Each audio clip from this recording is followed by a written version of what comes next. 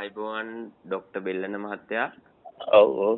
Doctor මොකද උනේ මේ වැඩ තහනම් කරා කියලා මම නිවුස් එකක් දැක්කා ඒක. ඔව් ඔව් මේ කිව්වා විදියට ඒක වුණා 21 වෙනිදාට පෙර මහමල්ලකරු වල්ලනවා කිව්වනේ. දැන් අද 20 මාව ඊයේ හවස තහනම් කරා. ඒ කියන්නේ මහමල්ලකරු කියන්නේ? පාස්කු ප්‍රහාරේ මහමල්ලකරුනේ අල්ලේ මේ. ඒකේ තියෙනවද ඔබතුමා? ඒකේ ප්‍රධාන මහමල්ලකරු හැටියට අල්ලනවා කිව්වා ඒක ඇල්ලුවානේ මේ දැන්.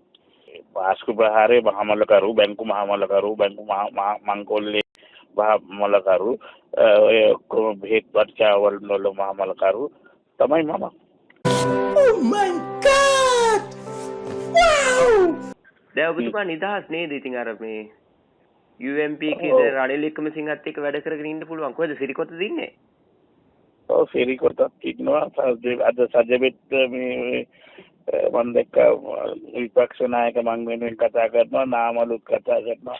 ලොකු දෙයක් ඔක්කොම විපක්ෂ එකතු වෙලා තියෙන එක. ඔව් දැන් පැත්තක් කොහෙ. එතකොට ඔබතුමා යන්නේ මොන කඳවුරටද දැන්?